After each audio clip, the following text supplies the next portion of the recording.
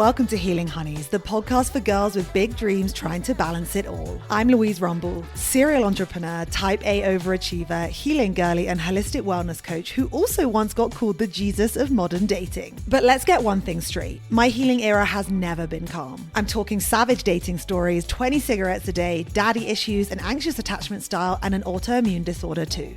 Today, I've spent thousands of dollars on healing and therapy, and now I'm here to guide you, love you, and laugh with you as I share my favorite tips, tricks, and rituals that have saved me along the way. With new episodes every Wednesday, expect girl talk, psychology, and the nervous system, as well as love, sex, and dating, wellness, fitness, and a little bit of business and spirituality too. So get in, honey. We are balancing healing, hustling, and life, and the best is yet to come.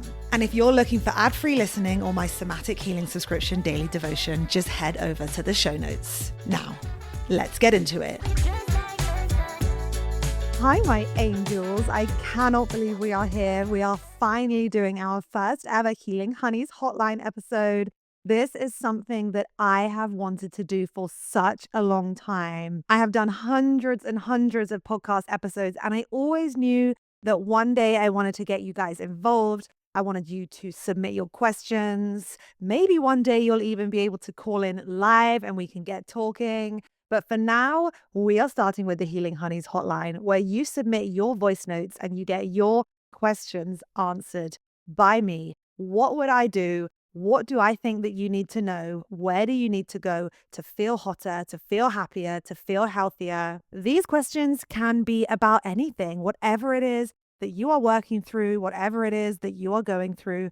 I am here to help you. And I am just so excited that I can finally tell you guys about this segment, finally bring this segment to you, and most of all, that we can just start getting your questions answered. This series, you can expect this episode discussing that all too familiar character arc from daddy issues to the hyper-independent female. But what other Healing Honeys hotline episodes can you expect? I'm going to be digging into polyamory or emotionally unavailable avoidant fuckboy with mummy issues. The hotline is also going to dive into the concept of being anxiously attached sometimes. And we're also going to be talking about the slap of a man in power and how one of my honeys got into a little bit of a sticky situation with someone who was her university tutor. There's also going to be a Healing Honeys holiday hotline where we talk about family drama, growing away from friends, and how to handle this holiday period so you just feel a little bit better. And we're also going to be talking about that concept of the fanny flutters right through to the fizzle. So just know that the Healing Honeys hotline is going to be an epic segment on the Healing Honeys podcast. And I am really so excited that we are finally here, finally doing this together. If you want to submit something to the Healing Honeys hotline, just head to the show notes. There's always going to be a link in every single episode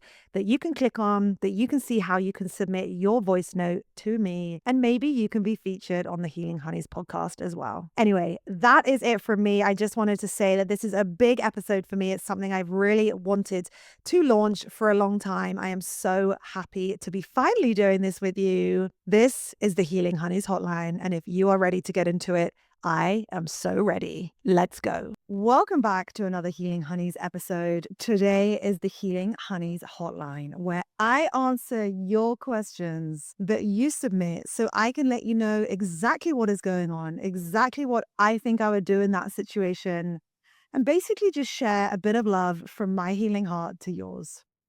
Today, we're going to be talking about that not unfamiliar character arc, which is daddy issues to hyper-independent woman. If you know me, if you know anything about me, this is my story. So when this podcast request came through, I was like, I can help this woman. I can help this lovely lady. So let's get into it. The way that the Healing Honeys hotline works is that you can submit a voice note. We will play it on the show and then I will dive into it. So let's see what one of our honeys needs help with this week. Hi, Louise. This is Alexia from across the river. I never really thought I had daddy issues past that. Like, oh yeah, my dad was amazing and he was a provider and he treated me like a princess, but I didn't realize the part where like, yeah, my dad was never home. Like my dad was never around because he was like working and we'd see him on the weekends. But I never really got the piece that like, well, I was emotionally neglected. I had some issues because that's why I fantasize and I would read books literally every summer as I was escaping. So long story short, I have become my father. I've literally become this hyper independent woman and I do all the things for my girls. I'm a single mom. My ex-husband doesn't give me child support. I chose him because he looked like an alpha male, tall, handsome, amazing body. He looked gorgeous and he looked like he was going to be able to take care of me and my future children. I didn't ask for child support because basically I've like labeled him a big loser because you literally can't even provide for anything. But I recognize that I don't want to be emotionally unavailable for my girls because I'm always working. I don't want to be this hyper independent woman anymore. I'm so not trusting of men. And especially my latest relationship, I romanticized them and made them into these like heroes. And I was just like waiting, trying, manipulating. How can I become the woman that an alpha male chooses? And now having this knowledge as a 48-year-old woman, like literally starting life over again, because that's how pivotal this information was. So what do I do? Okay, that was great. There are so many things in that submission that I could pick up on, that I want to pick up on. First of all, I just want to say that it's never too late to start the healing work. You could be 20, 30, 40, 50, 60, 70. Even at 70 or 80, you might think, oh, it's too late to do this. But it's not, because you can change who you are. You can change how you engage with people. You can change the experiences that you have outside of you. You can change the experiences that you have inside of you. So for anyone that's listening to this, I want you to know it's never too late to start afresh, to start clean, to build a new life and set of experiences for you. Because at any moment, you can meet someone new, have the best sex of your life, have the best conversations of your life, have the most vulnerability of your life. Like, there are so many things that can happen at any moment when you start to do this work. So I just wanted to say to you, Alexia, incredible reflection. I'm so happy to help you and be able to be part of this journey. And you are not alone. Like, I think this character arc of daddy issues to hyper independent woman, it's a really common response for women who grew up with emotionally absent fathers. And I think the problem is that in today's world, we are taught that, you know, oh, as long as dad didn't like abuse you, it's, nothing really that bad happened. Like, he's a good man, he was out providing. And that is true. Like, many of them will be good men. So I think part of your healing journey is going to be having compassion and forgiveness for him, and compassion and forgiveness for yourself. Because there's often a huge amount of guilt that we hold, like not wanting to go towards the pain, because the pain means saying, like, dad, you fucked me up. And dad was just trying his hardest. It's literally my exact journey to a T. So I just wanted to say that you are not alone. This is a very common character arc. And I think it's just really cool that you are connecting all of the dots. And the first thing that I would say is, I actually think like you need to be your priority throughout all of this, but I think that the girls actually come next. And I think that it's so cool to see parents when they start doing the work or wanting to have these conversations. Like, I know that my mum has gone to therapy. My mum has a spiritual practice. My mum is really into all of this. And when she comes to me and says, like, I can see how I did this wrong and I want you to know, like, I love you and I was just dealing with this at the time, that is very healing for me. Now, there's a lot of things that my mum like hasn't come to me yet and said. But I think that the first thing I would do is go to the girls and say to them, like, I'm having this really cool experience. I would love to share it with you. Like, I'm working out how what happened to me in my childhood has made me who I am today. And I'm here. I want to be the best mom that I can be to you. I want you guys to be happy and healthy and rich. Sell them like the vision and the dream that you believe in them, because you do believe in them, right? And you're going to be a huge part of shaping and molding them to whether they believe in themselves. So I don't know how old they are, but I think it would be really cool to like start with that conversation. And the next thing I want to say is that most of the time we don't know what we're missing because we never had it. So for people who have gone through something very, very clear, something very traumatic like death or loss or, abuse, it's very clear for them to go to therapy, to go to EMDR and say, this is the trauma and I need to release it to move through it. So at this point where you're like, cool, I'm ready to wipe the slate clean, you might be finding like, I maybe don't feel like I have a huge trauma event that maybe other people do. I'm talking from my own experience here as well. Like, I definitely went through this. But what I want you to know is that most of the time you don't know what you're missing because you never had it. Let me repeat that again. Most of the time, we don't know what we're missing because we never had it. So, the next part of your healing journey, I think, would be helping your conscious mind and subconscious mind to actually get clear on what you did not get. Okay. So, yes, your dad provided. Yes, he worked really hard. Yes, he was a good man. So was mine for all of those things. But I did some research into like what the signs of a healthy, non neglectful, emotionally attuned relationship with the father looks like. And I know that going through this list for me, there were definitely things where I was like, yeah, we didn't have that experience. We didn't share that experience. So that is the first place I would start. So your conscious mind can be like, yes, I haven't gone through major fucking trauma here in comparison to what some people have gone through. But this in itself was very traumatic for my nervous system because my developing nervous system did not get what it needed at specific times of its developmental journey. So I'm going to run you through some of the signs of a healthy dad, okay? A healthy, emotionally attuned father. So the first sign of a healthy, emotionally attuned father is the father is emotionally available. Now, what that means is they are physically present, but more importantly, they are emotionally present. And that means that they can internally connect with their emotions and then vocalize them outwards. And they can help guide you on doing the same thing.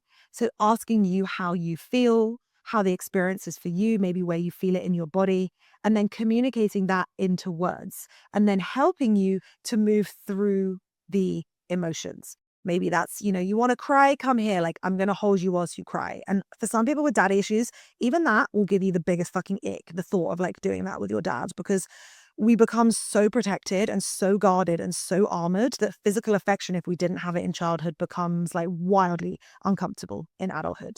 But that point around emotional availability and listening intently, asking questions, being curious about your emotional experience, as well as, your experience at school. Like my dad always asked me, like, how's it going at school? Who are your top 5 friends? Like it's an internal family joke. Like dad would just ask you who your top 5 friends are. But like, I don't have one memory of him saying like, how does that make you feel? So that is really important to understand as we start to unpack this journey around the father wound and daddy issues. Now, consistency and presence is really important. It's not just physical consistency, it's also emotional consistency. That dad was able to be there for your emotions whenever you needed him. It wasn't that daddy's too busy right now, daddy's going to work right now. It was like a communication that daddy has to go to work, but before I do that, can I help you with your emotions? Like I want to be here and sit with you through them. That doesn't happen in most of our childhoods. So consistent presence and emotional presence is really interesting. And I don't think people talk about it. Now, there's the obvious ones around like affection and warmth, physical affection, physical safety, feeling safe to be emotional, feeling safe to be held by dad, feeling safe to be cuddled, have a cuddle, cry in front of him, etc., etc. And warmth, like an open heartedness, which I think a lot of men in our father's society don't have. And it's not even their fault. It's because like they were told to be the provider. And men have a huge amount of stress on them to be the provider. I mean, if you look at the statistics of male suicide, of men who are in like debt as a family unit that they can't feel that they can get the family out of, it's really, really high. So I do think we have to take a moment for the fact that just like we have been programmed and brainwashed in some ways, so have they. Like they face a huge amount of pressure.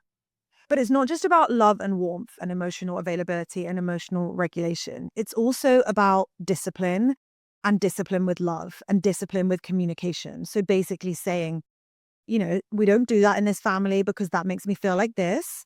And this is what we're going to do instead. How does that make you feel? Now, again, I don't have kids. So like, I'm sure it's a lot easier said than done just to like set boundaries with love. But I really think it's about like the communication part around the boundaries and having that open communication rather than just like the authoritative, like, do this, I'm in control.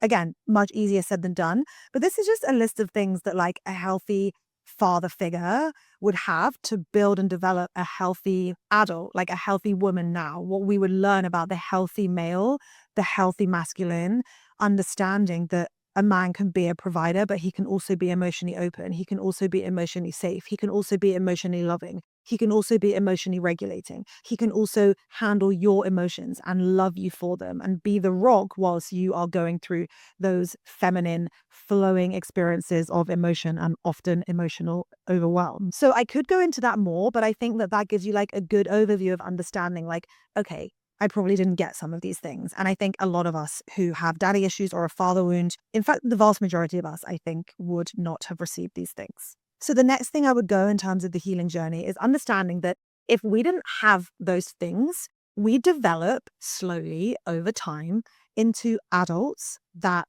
exist from a place of lack. Okay. But we don't understand that we're existing from a place of lack because until we start doing the work, we didn't even realize what we weren't getting from our mother or father figure. But what I mean from a place of lack is I always say it's like we have an empty hole inside of us, like something is missing. It's a piece from the jigsaw. And I think for some people, you'll have 99 pieces of the jigsaw and you'll just be missing one.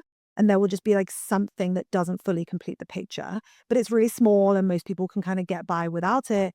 Depending on the level of emotional neglect or the lack of father figure in your life, I think you can be missing huge chunks of that jigsaw puzzle. And I think that can really lead to us feeling like we have big gaps in our life. And let's imagine it from the state of a jigsaw puzzle, right? If we have holes in that jigsaw puzzle, if we have holes in us, we are constantly always going to be trying to fill those holes. And I think that this is where we get into, from that place of lack, from that place of a hole, basically pursuing things outside of us to fill that hole. So that hole might be men always let me down. That hole might be men can't hold space for my emotions. That hole might be my emotions are too much because my dad never communicated them with me. And because of that, we then basically build like a protective armor around that part of the jigsaw that is missing.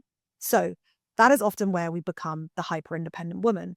And I always say that daddy issues works in three ways. You either become the woman that is like, one, oh my God, please don't leave me. I literally can't survive without you. That's like the desperate inner child, like desperate for the male figure not to leave. Two, the total opposite. Fuck you. I don't need you. I don't need men. I can do this all myself. I can provide for myself. I'm a strong, independent woman. That's what we're talking about today.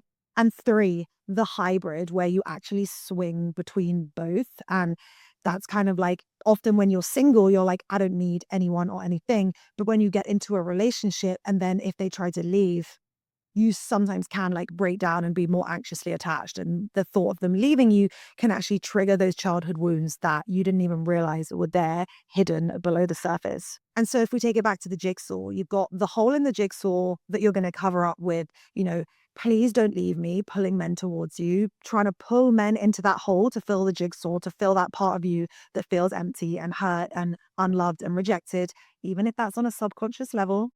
We then have the part of the jigsaw where it's like men don't provide. So I'm going to pull in all of my own power into this jigsaw and I'm just going to finish the fucking jigsaw myself. I'm going to do it all myself. I'm going to provide for myself because like men can't do that. You're never going to do it.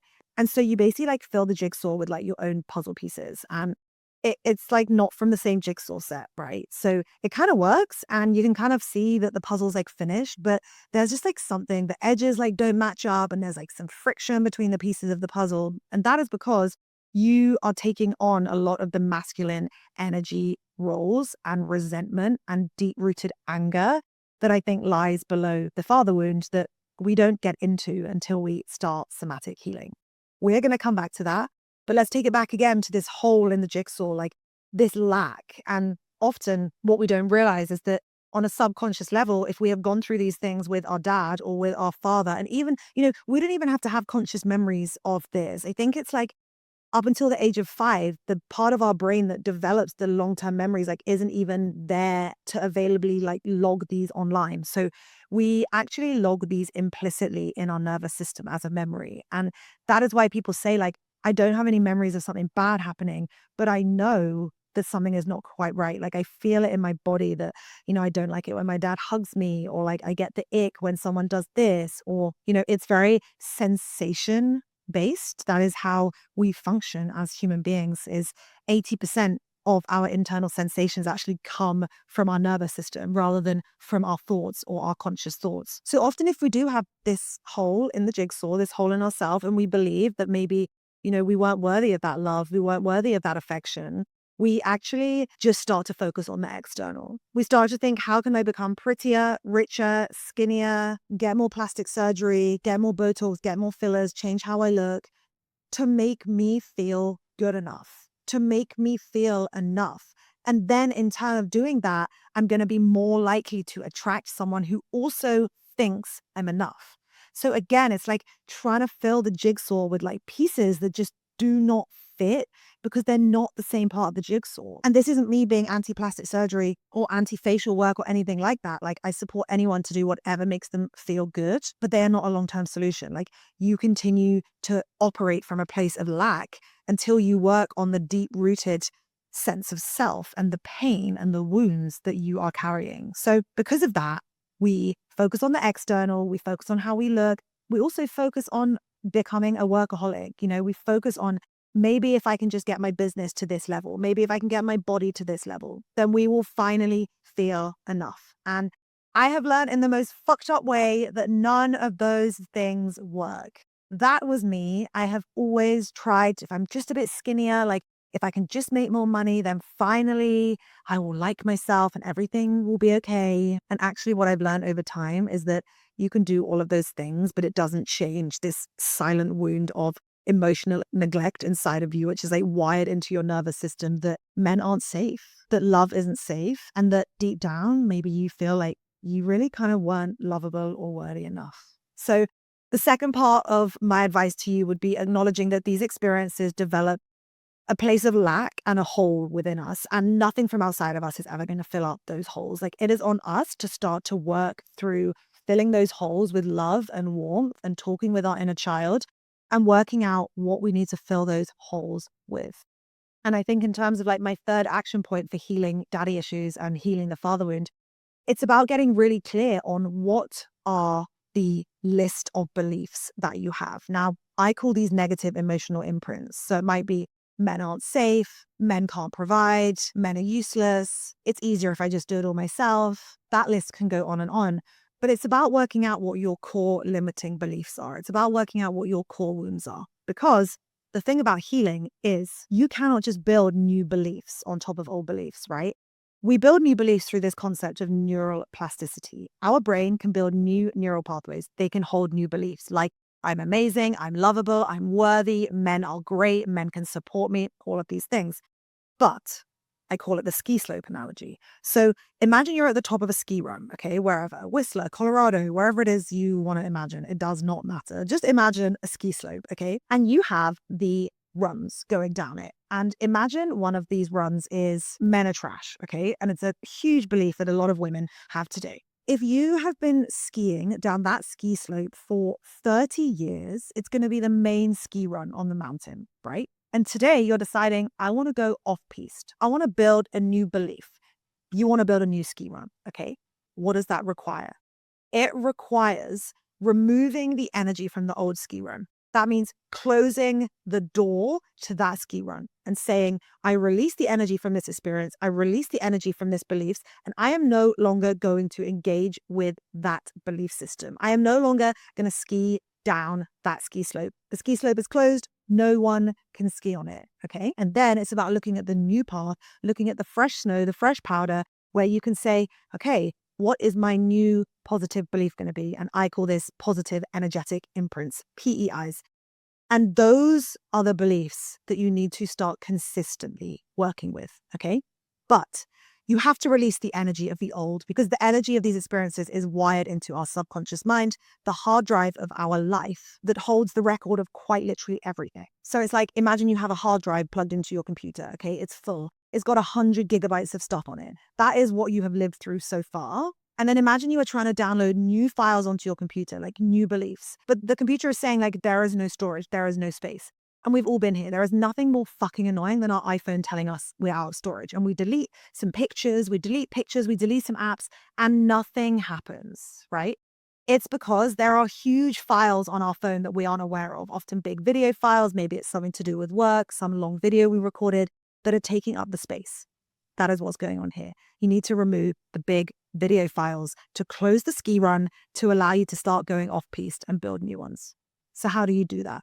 You do that through somatic healing. You do that through somatic shaking. You do that through EMDR. You do that through talk therapy combined with somatic therapies. You do that through hypnosis. You do that through meditation. You do that through trauma release and energetic trauma release. We do that through using the body, getting into the body, getting into the nervous system, and liberating and alchemizing that energy. We set an intention that we want to release it and we move into it. We breathe through it. We feel it. We allow it to come off the hard drive onto the computer where we can then put it in the trash can and empty the trash can forever.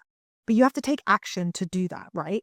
A hard drive is not going to clear itself. You have to bring the files onto the computer and then get rid of them. And we bring those onto the computer by this concept of movement, of breath, of shaking, of getting into our body, getting into our subconscious mind, working with our brain states, working with our heart-brain coherence. Because our heart has an electromagnetic field 10,000 times stronger than our brain. So thinking is never going to get you to the solution or where you want to go anywhere near as fast as working with your heart, working with the pain of what you've gone through, facing the pain rather than running away from it, feeling the pain rather than disconnecting from it, being with the pain and then allowing the pain to be released and processed and alchemized. At that point, you can close the ski room. You've cleared the hard drive, okay? Then you start building new beliefs. Men are safe. Men can provide for me. I can be in an equal partnership. It's safe to be emotional. It's safe to be in my feminine. We can start to rewire those new beliefs. How do we rewire those new beliefs? We do it through EFT tapping. We use the meridian points, the acupuncture points, and acupressure points on our body to open up little gateways to our subconscious mind, and we can tap new statements back in. We can do it with hypnosis. We can do it with deep meditation. We can do it with conscious affirmations and journaling. But really getting into the body, into the heart, into the soul is going to get you there so much quicker. So this is like the work that we need to be doing to heal these beliefs. But at the same time, as well as working internally, we need to be looking at the decisions that we're making outside of us on a day-to-day basis, because we need to build and cultivate an environment that allows us to go from this hyper-independent woman back to a more balanced woman, right? Because the hyper-independent woman, and there is no shade, there is no shame here. Like, this is me. I have lived this journey myself. The hyper-independent woman is wounded. She is wounded to believe that the answer is that it's safest to do everything herself. The hyper-independent woman doesn't trust in the safety of others. The hyper-independent woman doesn't trust in the provision of others. And as a result, because of that belief wired deep into our subconscious mind, we attract people, places, things, and experiences that reaffirm that subconscious belief. And that is why you say you have become your father. That is why you are not asking for any child support from your husband. That's why you're calling him a big fat loser. And to some extent, maybe he is a big fat loser. But I think also we can realize that human beings are wounded, right? He has gone through his own experiences in life that have shaped and programmed him. And the only way that someone is ever going to stop being a big fat loser is realizing that they need to go inwards and they need to look inwards on their lived experience to work out why they have become programmed the way that they are. So yes, he might be a big fat loser, but at the same time, he also might just be like wounded. And so I think that you can also give him grace and you grace that you've both gone through things that have developed you into specific versions. And he gave you your beautiful daughters, and he's actually shown you, like, he's been a mirror into showing you that because of your experiences, you are attracting a certain type of man. You are attracting someone that won't provide because you have stepped into that dominant role of being the provider. Now, how to heal that wound of hyper independence? Again, it comes back to exactly the same thing, working out what those NEIs are. What are the negative beliefs around, like, other people can't help you, other people can't support you, and then working out the positive ones so you can release them and rewire them. But it's also about taking steps in life to start to become more emotionally available. Because what I have realized is that the hyper independent woman like you and me, it's the ultimate protective armor from the world. It's also the ultimate protective armor from us going inwards. The ultimate protective armor from us sitting in our bodies and saying, this really fucking hurts. I feel sad. I feel grief. I feel anger. And I think one of the craziest things is that You can say on a conscious level, like, I'm not angry at my dad. I am not grieving anything. That's the conscious mind, right? That controls 5% of our life. The one that we think controls everything because it's our conscious mind. But when you start to get into the subconscious mind, you can start to see that there will be a lot of emotional suppression in your body. And it might be emotional suppression towards your dad, emotional suppression towards your mum, emotional suppression towards your ex husband. But when you start to do somatic healing, like I've done 3 minutes of emotional release with people before, and both me and them will have been like screaming into a pillow, hitting it, crying. There is so much anger in our bodies. There is so much sadness in our bodies. There is so much grief in our bodies. We hold on to it because our little inner child was taught that it wasn't safe to bring that to the surface. It wasn't going to be safe for us. It would disrupt the attachment with our parents. So we taught to suppress it. We taught to just, box it off and put it on that hard drive. But I absolutely guarantee you that when you start to do somatic healing, you'll unbox it. You'll be like, double click. Oh, there's the anger folder. Yes, I'm fucking angry that I didn't get the experience that some people got. Oh, there's the sadness folder. Double click. I'm so sad that my little version of me had to go through that. And it is bringing these emotions to the table, bringing them up, surfacing them, and then getting rid of them is how we heal and is how we can start to be less hyper independent because it allows us to be more emotionally available. Once we get into our body, we can start to connect to our emotions more. Once we start to connect to our emotions more, we can start to say to others, this is how I feel. Because I absolutely guarantee you that as a hyper independent woman, you're probably not doing a lot of feeling. You're probably not doing a lot of introspection. You're probably so busy with the girls, running business, staying busy, traveling, being ambitious, all of these things that you're not giving yourself time for you, time to slow down, time to come back into your body, time to come back into your soft, your emotional, your feminine. And I find this really hard to do as well. It's really something that I have had to work on consistently to build myself a practice of slowing down, coming down, building intimacy with my partner, making sure that we have time for us to be intimate together. Because any hyper independent woman knows that when you just work, having sex and being in love and being intimate, like they're not always your priority because you are so busy with providing and doing and dealing with a 500-point to-do list. So like I said, as I open this episode, the starting point around being emotionally available starts with your girls. And I think that's the way in that you can start to have that conversation. The next step is starting to do some somatic work or being in therapy, being with a therapist combined with somatic work to start to tap into your own body. And then the third thing is starting to communicate that outwards to you. So if you are dating, you want to attract a new partner, it's really about asking the right questions. It's about discussing your experience from a place of emotional vulnerability and getting to know people in the dating stage. It's not about leading with your body or the, best 5 pictures on Hinge or Tinder. It's not about showing up to the date and being from a place of lack, converting that into being the funniest, smartest, prettiest, sexiest person they've ever met.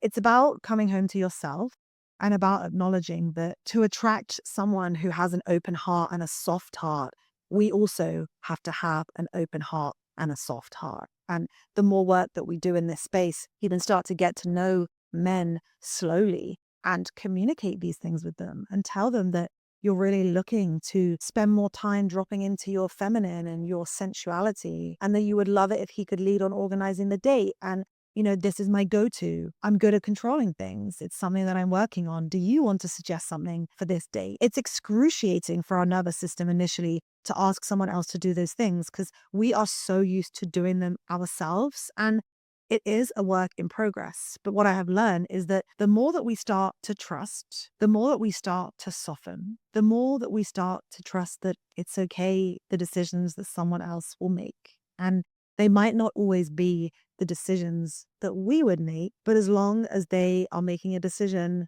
that is acceptable and it works and you can relax and have a nice time, it's okay that you didn't choose the restaurant for dinner. It's okay that you didn't call up and make the reservation. It's okay that you were going to make a date for 2 of you to go and have sushi and he made a date for 2 of you to have Italian.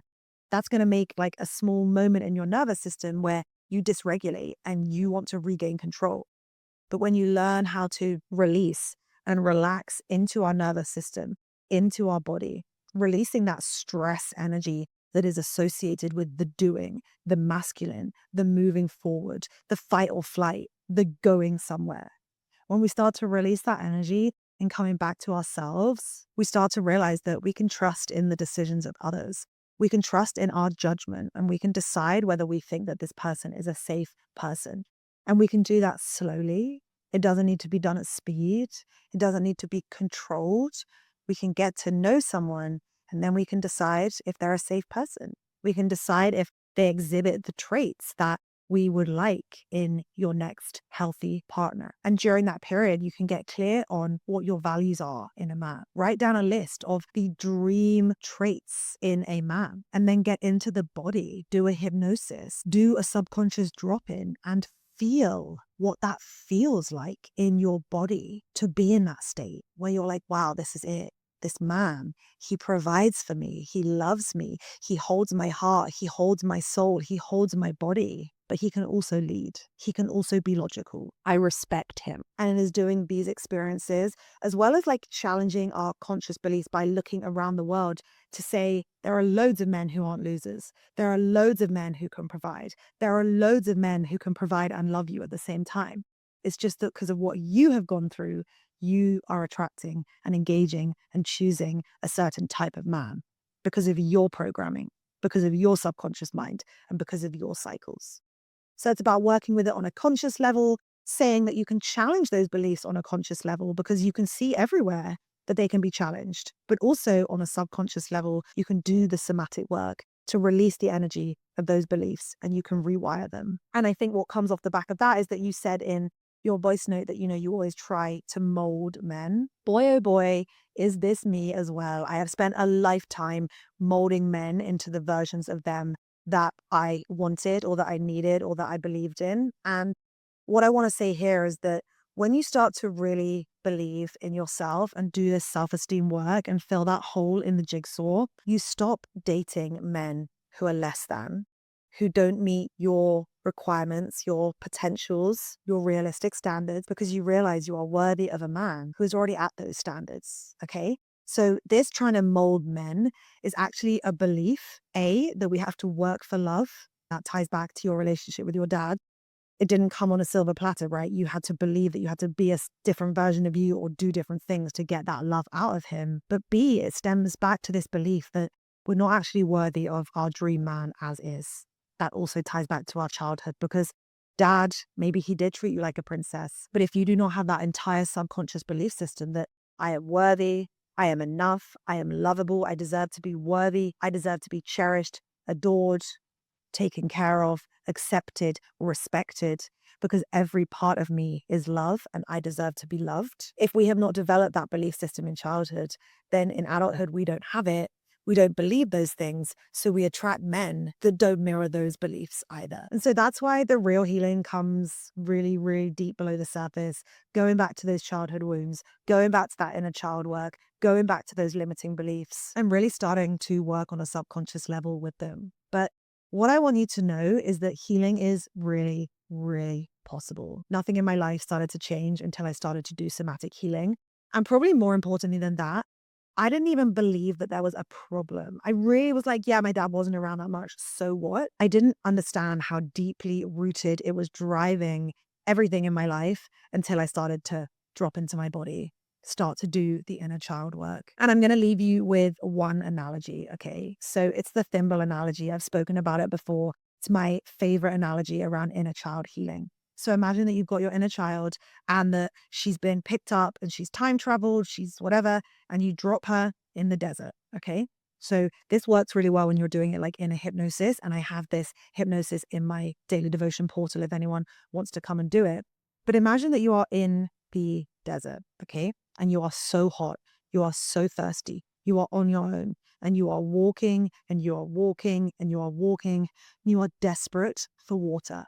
You keep walking and walking and walking. And in the distance, you see someone, something. And you walk up to them, you run up to them and you say, oh my goodness, I'm so thirsty. Do you have any water? Please, do you have water? And they have a tiny bottle of water and they have a thimble. And they fill up the thimble and they give you the thimble. And you drink the thimble This tiny bit of water, it doesn't even anywhere near quench your thirst. But for 1 second, there's like a tiny part of you that's like, thank goodness. Okay. And you keep walking. You stay with this man because he has the thimble, he has the bottle of water. And there's not a lot, but it is enough that at least you know you're going to get something, even if it's like the tiniest sip of water ever. And then what I always do with my clients and anyone that works with me one-on-one or that is in my portal with me is I then go through this deep subconscious experience where I get you to switch your inner child around 180 and to realize that in that moment, there was an oasis behind you. There was a lake behind you. It was clean, fresh water. It is everything that you could ever need to be clean, to be hydrated, to feel amazing, to be glowing, to be radiant, pure hydration. But because we were only focused in moving in one direction, you were only focused on the man with the thimble. And when we focus on accepting thimbles, we never accept that if we turn a different way and we go on a different journey, that there can be a whole damn oasis waiting for you somewhere else, where a man can nurture you, can support you, can love you, can provide with you, can be a team. All of these things, whilst also it being fun, it being sexy, it being a journey and an adventure. You can have everything, but you don't have to do everything. But it starts with acknowledging that there's a different path in the desert that you have to take, and no one is going to take you to that oasis apart from you. Alexia, thank you so much for submitting your question, for being so honest, for being so open. I'm so grateful for that. I've loved doing this hotline episode with you. I hope that you found this helpful. For anyone else that wants to submit your voice note or your query with a chance to be featured on the Healing Honeys hotline, you can do that through our website. I put the email address in the show notes where you can send your voice note for the Healing Honeys submission. And most of all, thank you for healing with me. Thank you for tuning into the hotline. I love healing with you guys. I love being on this journey with you guys, and I want you to know that I believe in all of you, every single one of you, that whatever it is you want to build in life, whatever it is you want to heal in life, I trust that you can get there, and I know that you can get there. Thank you so much. All I ask is that if you love this episode, please share it with a friend. Please share it on social media. Please like, subscribe, follow wherever you stream your podcasts, because it helps you get notified when a new episode drops, and it helps me reach more people that can't access one-to-one therapy or healing modalities, so I can help them through the podcast. As ever, if you want to join me at Daily Devotion, my somatic healing membership, for less than $2 a day, you can get access to more than 75 healing classes where we go through all of this and so much more, plus live coaching calls each month. There is a free trial for you in the show notes, so come and grab that. You also get access to a free 6-part Nervous System 101 course and our Chill Girl workshop, so you can get started on your healing journey into your subconscious, into the somatic, quite literally today. But for those of you who aren't yet ready, the podcast is always going to be here for you. But there is a point that you've got to stop intellectualizing. You've got to start doing the work in your body. Thank you so much for streaming with me. I love you guys so much, and I will see you soon. Mwah!